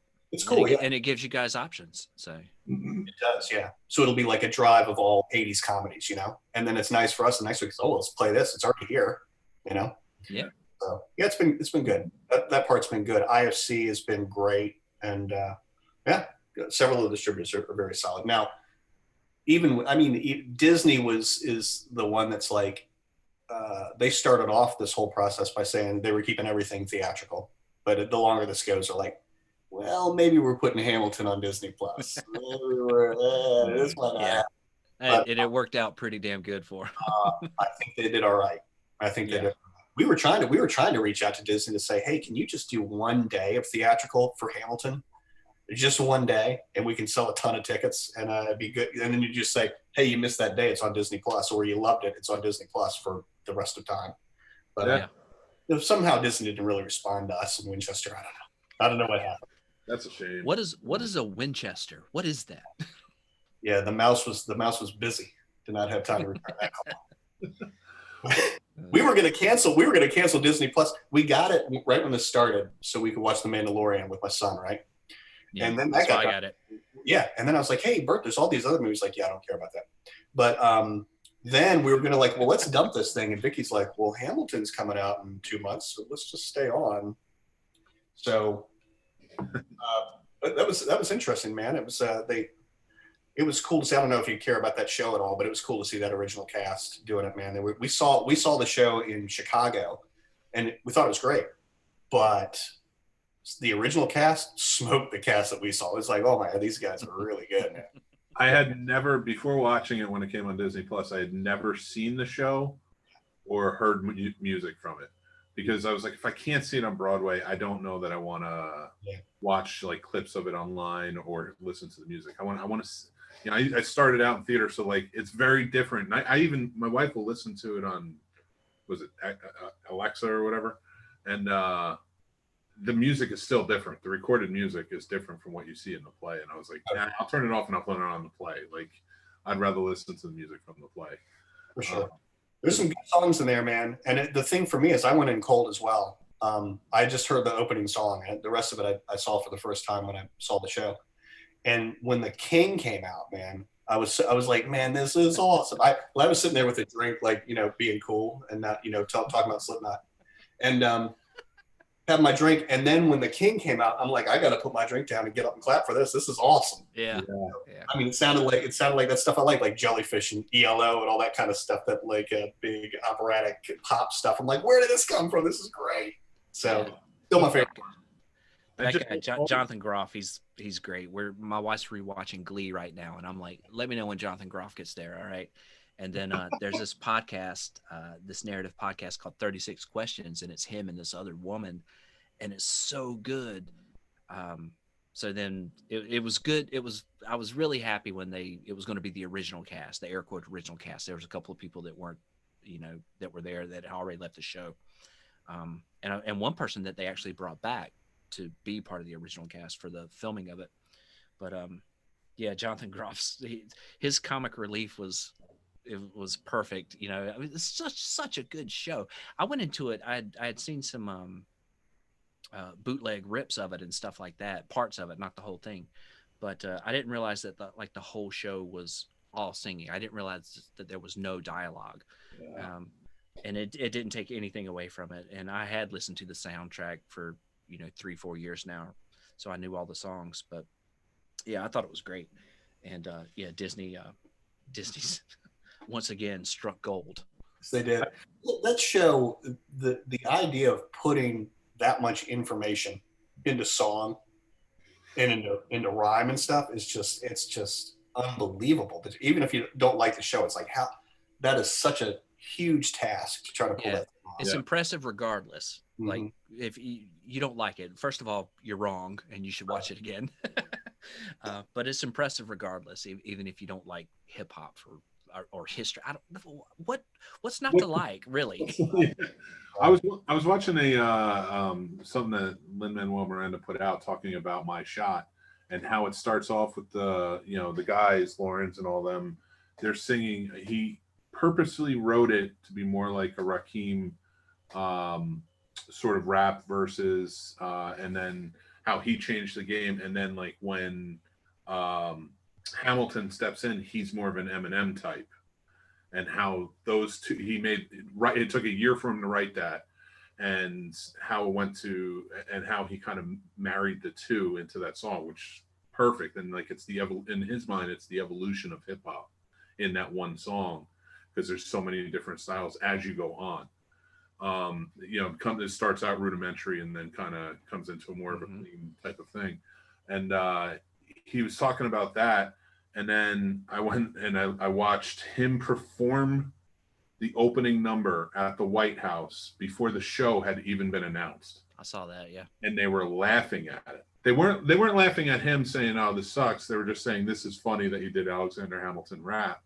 And I'm like, fast forward to 2020, it's like nobody's laughing. Like $5 billion worth of funny, right? Yeah. And it's just amazing how that show evolved. To see it start there, and then what he did with it, and the genius he put behind it. Do you guys know Glenn Anderson from Shenandoah University, documentary instructor over there? Yeah. No, I haven't met him. So Glenn has just finished up a project. I think they tested it on screen at the Alamo about 2 weeks ago. So I think they're done. They were just doing final notes. They've been through color correction and everything else, but it's a story about an Irish pub named Coogan's in Washington Heights. And so it's all about how this bar was the focal point of the community there. And then it was going to close because the rent was going up, and Lin-Manuel Miranda was like all up in arms and on Twitter like, you can't close this thing is too important.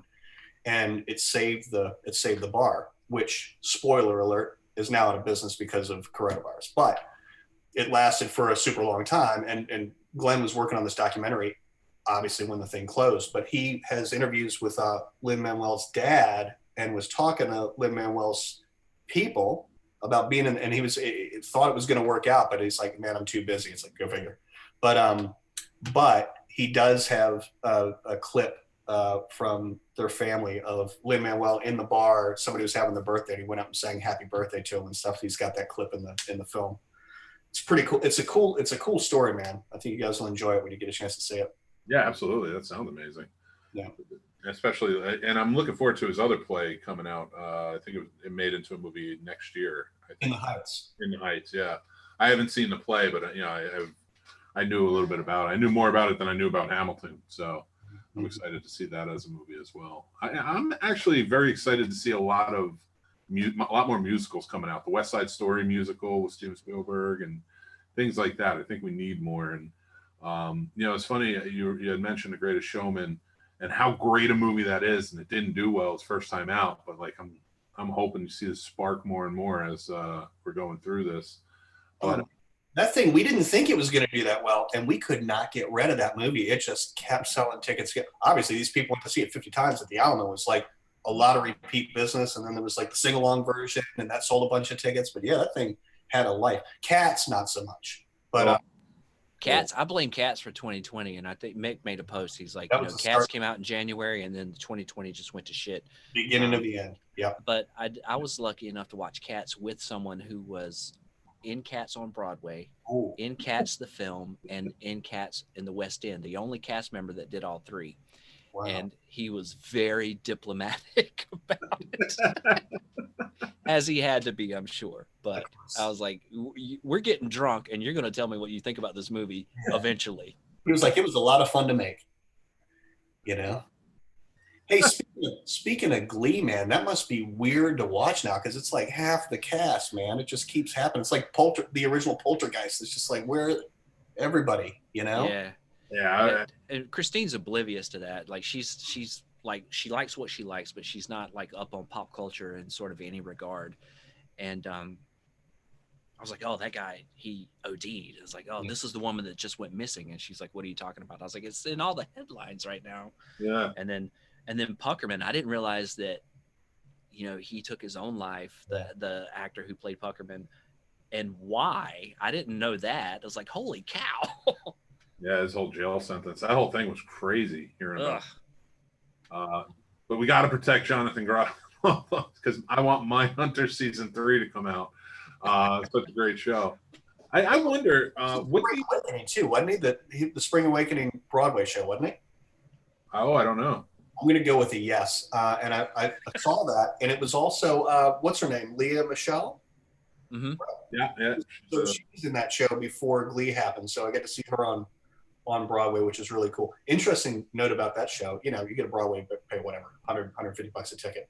Somebody sitting in front of us, no joke, brought in a carry-out thing of lo mein, was just eaten during the show.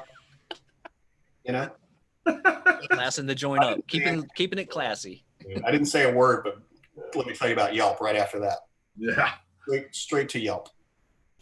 Now, I wonder, how do you think something like Rocky Horror Picture Show would do? Right now, Yeah. I don't think it would do well at all. I think that kind of thing, you have to be packed in with people. That's all about community, you know. I think we're going to bring Holy Grail in, which is all. Let's see, it's on the line because we do a lot of fun stuff with Holy Grail, you know, with the coconut shells and stuff. I think you might be okay in that sense, but you know, Rocky Horror, a lot of time people are standing up dancing and stuff, and it looks really weird if you got social distancing. There's like two people dancing over here and two people dancing over here. It looks stupid. So I don't think it would really work, man. But that's just my take on it. Oh yeah, no, I just I was wondering because I was talking about it with somebody the other day, and I was just like, oh, that would be cool to see on screen again. Yeah. Because I saw it years ago, but I just didn't know. Yeah, it's tough to tell what would fare well right now. It's such a weird time. It's interesting you bring that up because we usually do that with ARE every year in Winchester. You know, they sell out 2 big screens on Halloween for that, but I don't know if we'll try to do that this year or not. Yeah, we'll see. Well, just sell the original Halloween, and then everybody can wear a mask. That's right. It's legal. You know what? As a matter of fact, I do try to wear a Michael Myers mask to see Halloween, and he wouldn't take it off, and we had to kick him out. 1-star Yelp review. This is a true story. Really? True story.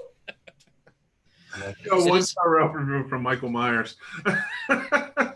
Dude from Charlestown. He's like, this is the worst movie theater I've ever been to because I couldn't wear my mask. I'm like, oh my god. What are you gonna do? Yeah. It is a weird time right now because you can't wear masks, right? That's like a law outside of like 12-year-olds and time of year and that kind of stuff. And now, like, I put on a mask to go into the bank. Like, that's the weirdest thing in the world.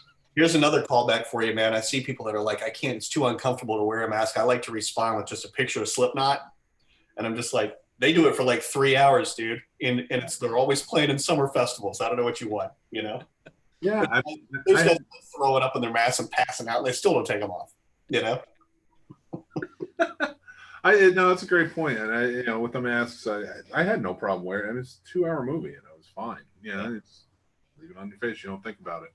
Well, plus, you don't have to have it on when you're eating and drinking. And I don't know about you guys, but I eat popcorn 100% of the time I'm in the movie. I mean, from trailers to credits, man, it just doesn't stop. So yeah, that one size refillable size at Alamo is like, yeah, I'm going to need 2 more of these. Yeah, that's right. No, but guys, I really appreciate you guys coming on the show tonight. This is a great conversation. It's a breath of fresh air to talk about, rap about movies and especially music. Nobody ever wants to come on and talk about music, but we do have a special guest who's going to play us out, Mr. Brian Patrick. Why don't you grab that guitar? Nice. That's not happening. Play 2 chords, man. If the guy from AC/DC can play 3, you can play 4 or 5. Right. I told you this was a youth guitar I found tonight, right? With 5 strings on it. I think it's the no whole rain, guitar right here. no rain time. Let's get a little gin blossoms going. No. You got the microphone right there with the screen. You got your headphones on. Like you are. Me. Print screen.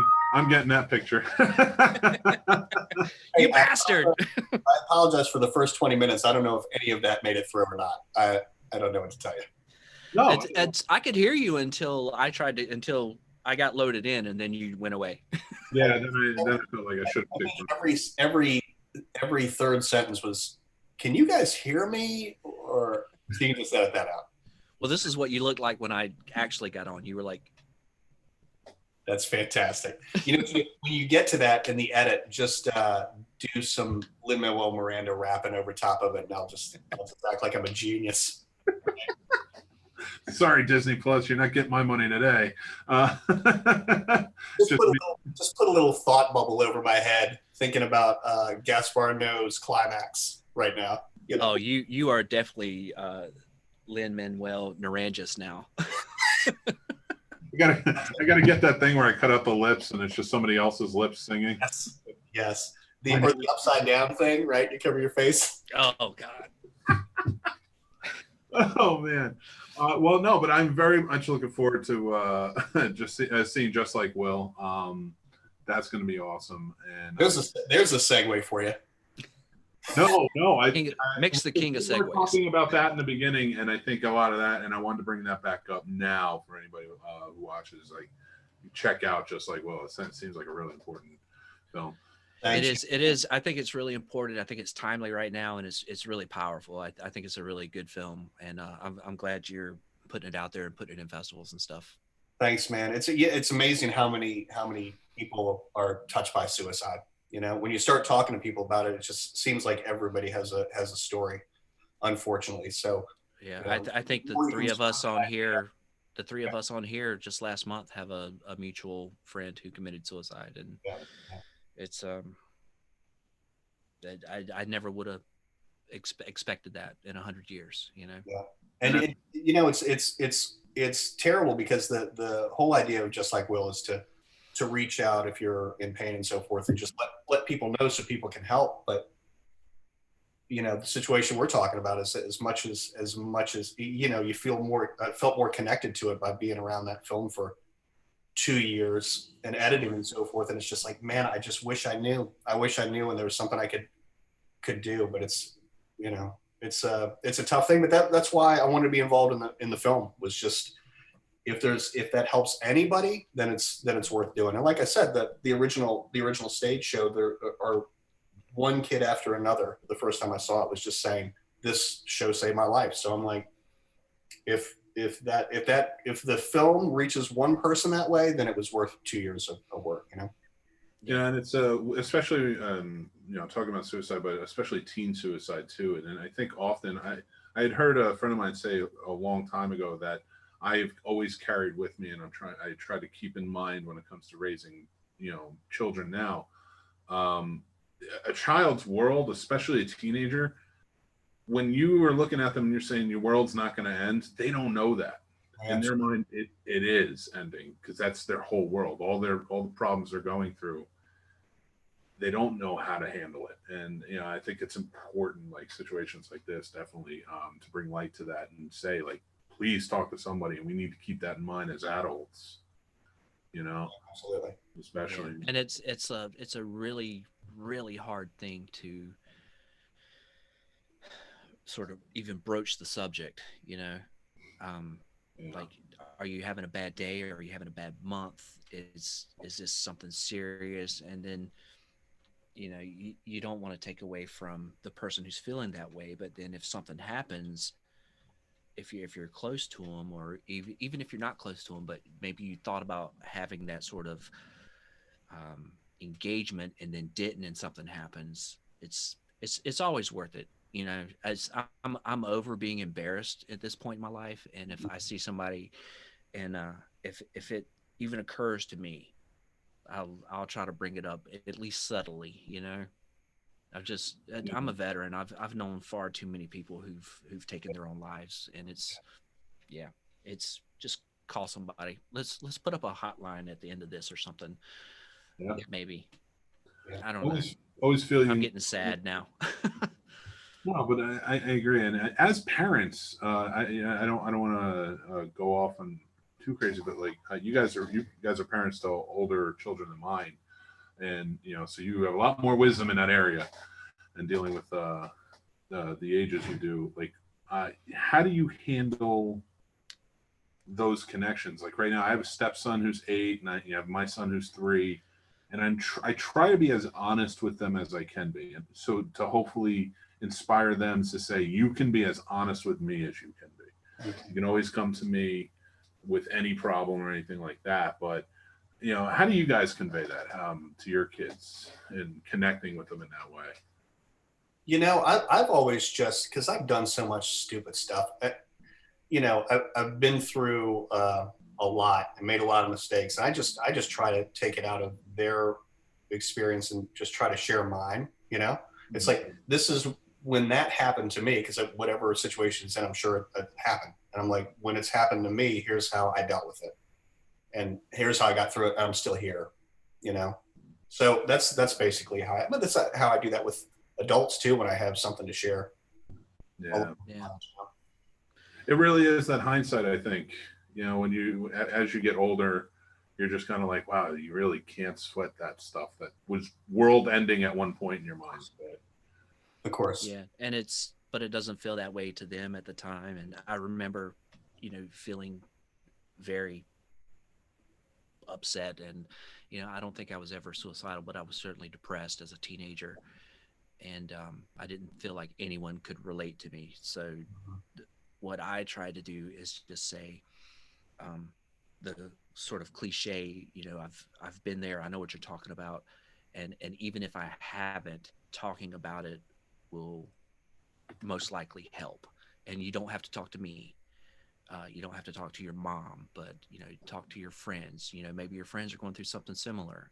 Maybe it's, especially if something happens at school, that affects a big community of people or something like that. But I just try to engage without prying too much. But if I need to pry, I'm also at the point where I'm not afraid to do that as well. Mm-hmm. So. Yeah, that's great advice, and I appreciate that. Like, going forward, like especially like you said, not prime, but like be honest. I think that honesty is like always the best key. Is what I'm feeling. At more and more as they get older, I'm just like, if I'm just honest with them, they'll trust me. Mm-hmm. So yeah, no, I appreciate that, but I know we kind of went down a little bit of a more sorrowful path, but I do appreciate what you did with just like Will and putting that message out there. Those are important, especially in filmmaking. Like, people see this stuff and it hits them in the right way. So Well, and you know what too, it's the thing is about, we were very conscious making that film, that it's really at the heart of it, it's joyful, because what happened to Will was terrible. But the thing is that this became a form of therapy for a lot of his friends and a lot of kids that didn't know him that still needed it. So by participating in that show, a lot of kids really found themselves and found direction for themselves. And it's a pretty amazing experience to work on the film in editing when I hadn't been at all the interviews and so forth, and then meeting those kids later. You feel like you know them, but extremely brave of those kids to get on film and talk about what they were going through or might still be going through. You're talking about kids that are teenagers in their early 20s, like really bearing their souls. And so it's that, I think that's the thing. It's like the idea of the thing is not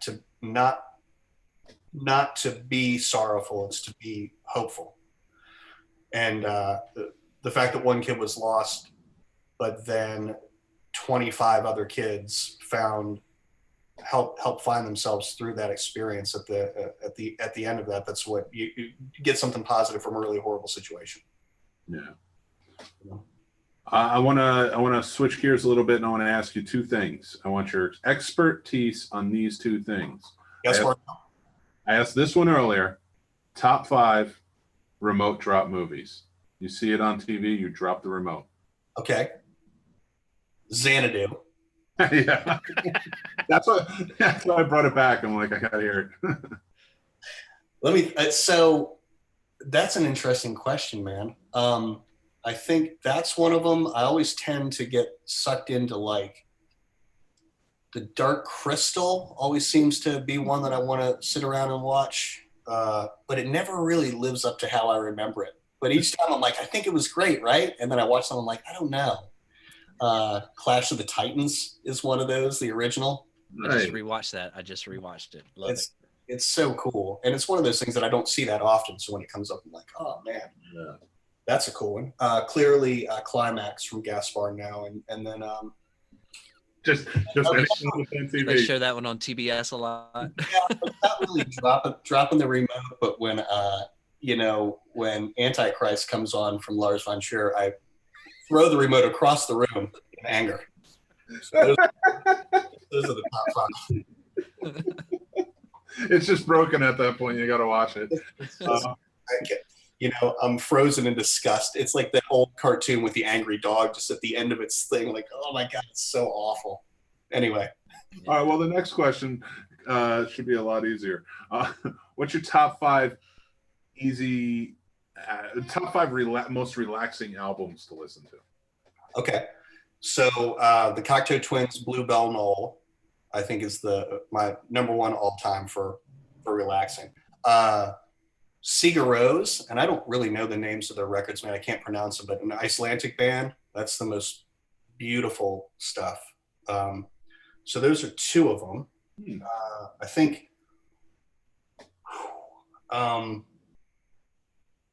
it's not a super relaxing record necessarily, but something that always makes me relax is Whiskey Town's Pneumonia. I think that's a really, really cool record. That's the last one they did before Ryan Adams went solo. And it's just something about that record that I always sort of it just takes the edge off, man, And then clearly Appetite for Destruction. I like to relax to that one. No, but I'm out of them. But the top two would absolutely be Sigur Rós. Have you ever listened to them? No, I'm gonna check them out. Incredible band. One of the cool things about them that I read when they first came out was that to get the sound of the drums, because they wanted to have it be it's this kind of thing in Scandinavian countries, right? They like their music to feel cold, right? Like all the black metal stuff. But Sigur Rós wanted to have this really airy sound. So they did their drums in an empty swimming pool. That's how they recorded them. So it's this like expansive kind of echoey thing going on.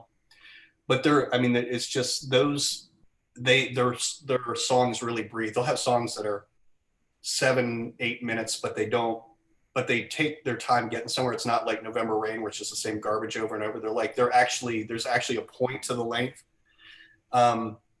It's beautiful, beautiful stuff, man. So I 100% recommend that. And Cocteau Twins' Bluebell Knoll is not only my most relaxing record, it's my favorite record of all time. Nice. Yeah. Not a Journey record is your favorite of all time? No, I mean, look, I love Journey, but it's not like they keep up the relaxation the whole way, man. It's like you get. No, but you said, so he's asking you about relaxing feels, but you said your favorite record of all time is one of these. Well, here's the thing about Journey is that as much as I love them, they're good for throwing in at least one dud per record. I mean, there's got to be something that's not working, right? But yeah, Cocteau Twins is just that record. It's one of those few records people talk about, a record that you can put on and just leave it, and it doesn't have any bad songs. I think there are very few of those that exist, honestly. But this is one that I can literally just put on and just never take it off, and I let it start over when it's done, and it's beautiful. It's beautiful. Brian, I asked you the remote drop question before, but I didn't ask you about the albums. What do you got for me? I don't know if I have 5 relaxing albums. Is it Brian Patrick by the singer Brian Patrick? Yeah, that's a pretty good one. Play one out for us now. Loggins and Messina? Maybe. There's probably some classics in there. God, a whole record. Nick Drake fits in there too for super relaxing, like mellow kind of stuff that doesn't suck. Yeah. He's really cool. Who was it with the Pariah Dogs? Ray Montaigne. I like his Oh, records. yeah. Like his records. God, yeah, I don't know, just relaxing stuff. Madeline Perot, I like her stuff. Sort of a slow jazz. Canadian, yeah. Yeah. I like her a lot too, and it's funny because my wife hates her. And there's like she reserves a special place in her heart for this hatred for Madeline Perot. She's just like, she drives her nuts. That and Elvis Costello, she can't stand the way he sings. Right? I don't know. I love Elvis Costello. You know what I love? You know what's a really cool record, man? And this is one of those I'm not embarrassed to talk about anymore because I'm old. But his record that he did with Burt Bacharach, I think is really cool, man. I love that record. I love it. Yeah. Sean Colvin put out a covers album. That's really good. I like that one. So cool. I got 3. There you go. Who's good? Well, I will say, Chrissy Broy has been watching all night, and I want to say thank you, Chrissy. She has put in that The Witch Hunters was terrific, and Cigar Rose is transcendent. So, see, can't argue that. And now that she spelt it out for me, yes, I have listened to their music on YouTube before, so I don't know which album I've listened off of, but it is beautiful music. So. Spectacular band.